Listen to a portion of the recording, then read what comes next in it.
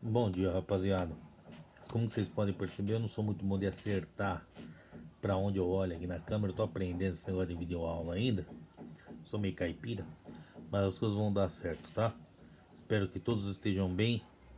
A gente vai iniciar uma aula aí de movimentos sociais, que é o capítulo 7 para vocês aí do primeiro ano, né? E é uma aula bem rapidinha. Basicamente, a gente vai conceituar os movimentos sociais, trazer algumas ideias específicas sobre eles e, por fim, falar de alguns rapidamente, beleza? Tô com a minha colinha aqui do lado, porque também ninguém é de ferro, né? Então é o seguinte, gente: o movimento social é uma expressão técnica, tá? Movimento social.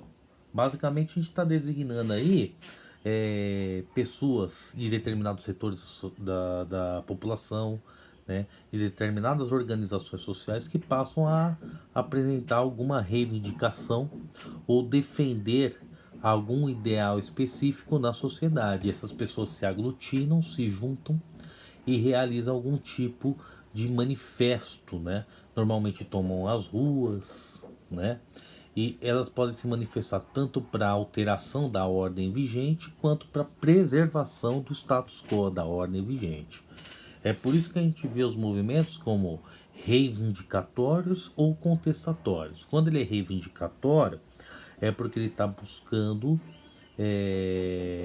reivindicar alguma demanda específica de um grupo social. Por exemplo, quando a gente pega aí as lutas pelos direitos civis nos Estados Unidos, a população negra reivindicava por inclusão social, contra o preconceito que sofria, etc. Né? Então reivindicava ser incluída nas políticas públicas. Ao mesmo tempo que aquele movimento foi reivindicatório, ele também foi contestatório. O movimento contestatório é aquele que contesta a ordem estabelecida. Tudo bem? Então a ordem estabelecida nos Estados Unidos era aquela que privilegiava a população branca em detrimento da população negra.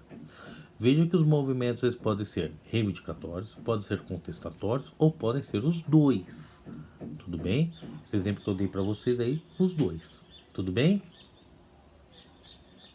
Bom, a sociologia norte-americana é muito influenciada pelos pensadores clássicos, Marx, Weber e Durkheim. Eu esqueci de colocar aqui o excelentíssimo celular no Vibra, né?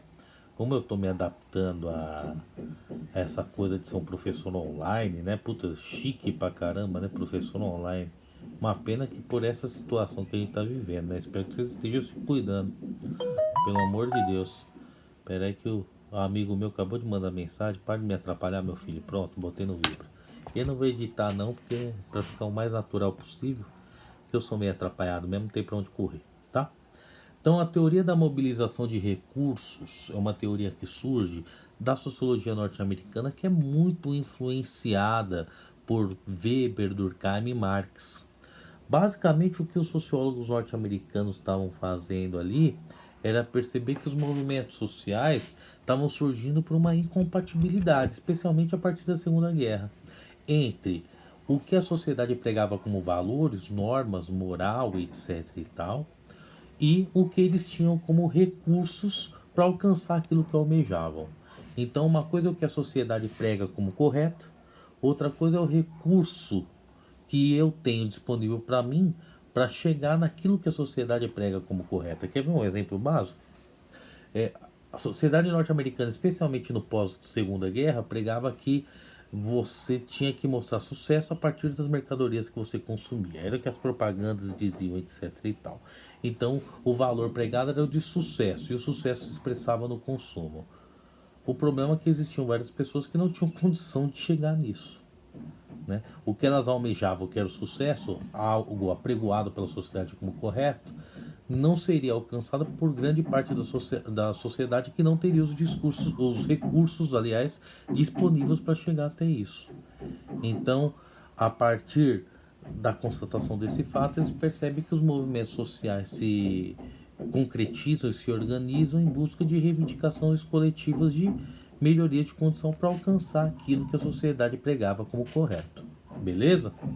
O Alan Touraine é outro pensador, um francês, e ele vai falar: olha, a partir da Segunda Guerra Mundial, os movimentos ganham também uma característica muito específica. Tá certo, muitos movimentos ainda circulavam em torno do consumo, da possibilidade de consumir mais, etc. Mas existe grande parte de movimentos naquela época, segundo o Torrene, que se caracterizam por ser pós-industriais. Não é que os movimentos típicos da sociedade industrial, por melhoria de salário, por possibilidade maior de consumo, sumiram. É que começam a surgir outros que passam a conviver com eles.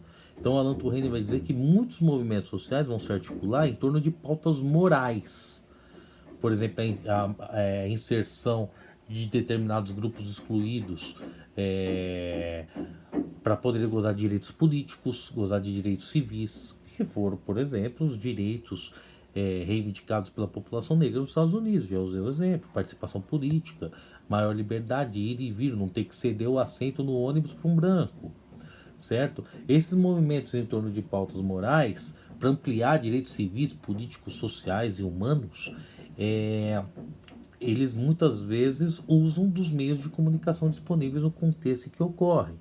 Nos dias de hoje, então, aí há uma infinitude de formas de manifestação, já que as redes sociais possibilitam maior organização, possibilidade de resistir a repressões, como foi na Primavera Árabe em 2011, que vocês já devem ter estudado história, se não pesquisem, tá? Então, hoje os movimentos sociais se ampliaram sensivelmente. Vamos pensar em alguns movimentos sociais então no Brasil e no mundo. Nós tivemos uns governos militares entre 64 e 85 diversos, apesar da forte repressão. Então nós tivemos lutas no campo por reforma agrária, lutas na cidade, greves reivindicando melhoria salarial de condição de trabalho, como foram as greves do ABC entre 77 e 82, tá? Nós tivemos as diretas já nos anos 80, reivindicando aí o fim dos governos militares e maior abertura política. No mundo, nós tivemos o Maio de 68, que se iniciou na França, que a princípio era uma rebeldia encabeçada por grandes intelectuais da época: Foucault, Sartre, filósofos famosos participam, Simone de Beauvoir, contestando toda aquela moralidade imposta, que eles chamavam de hipócrita, e pedindo maiores liberdades, inclusive a liberdade sexual, tá? O movimento hippie vai beber muito dessa fonte, né? E vai se intensificar, se opondo especialmente à guerra do Vietnã. E esse movimento hippie, que é muito forte na Europa e nos Estados Unidos, ele defendia a paz e um modo de vida comunitário. Muitas pessoas vão viver em ranchos unidas, muitos jovens, né? Eles eram contrários à sociedade patriarcal, que tinha um homem como referência, então manifestações machistas, ao individualismo, à meritocracia, à competitividade do capitalismo, ao acúmulo de riqueza, o discurso de vencer na vida, né? E também contra essa coisa da exclusividade presente no casamento tradicional. Eles pregavam o amor livre, a liberdade sexual também. O Woodstock, aquele festival de rock que teve aí Janis Joplin e tantos outros famosos roqueiros, é uma expressão desse movimento hippie, tá? E você encontra ainda resquícios dele aqui no Brasil, por exemplo, na Baixada. Muitos adotam o modo de vida hippie, tá? Bom, outro, Jovem Guarda, no Brasil, que foi encabeçado por Roberto Carlos, Vanderlei, Erasmo Carlos, era um movimento hippie mais bem comportado, tá? Vendável, passava na Globo. Então era um movimento hippie adaptado até uma lógica comercial, tá? E ele era fortemente ligado ao rock também, né? O Erasmo Carlos era um cara muito ligado ao rock and roll, Roberto Carlos. Então, um movimento hippie muito mais bem comportado. O tropicalismo, que tinha uma influência também do movimento hippie, esse já era mais de resistência, né? O tropicalismo ele foi marcado nos anos 70, ele misturava rock, a influência oriental, até de música oriental, religião oriental, enfim, e tradições do interior do país. Então era um movimento de maior resistência, já tinha um caráter de contestação maior do que a Jovem Guarda, beleza? Espero ter ajudado. Qualquer dúvida vocês me avisam pelo chat do Scoodes, tá? Faça os exercícios do capítulo correspondente. A gente vai efetuando correção posteriormente. Como eu vou computar isso, eu também vou discutir com o Limão. Se vocês vão me mandarem foto, enfim, se é quando eu voltar. A gente voltar, aliás. Fiquem tranquilos. Faça os exercícios, depois a gente efetua aí eu computo para atribuir a qualitativa. Fiquem bem, se cuidem, a aula se alongou um pouquinho, 10 minutos, mas é muito mesmo, vocês me aguentam falar, tá bom? Beijo, fiquem aí dentro de casa, pelo amor de Deus. Tchau.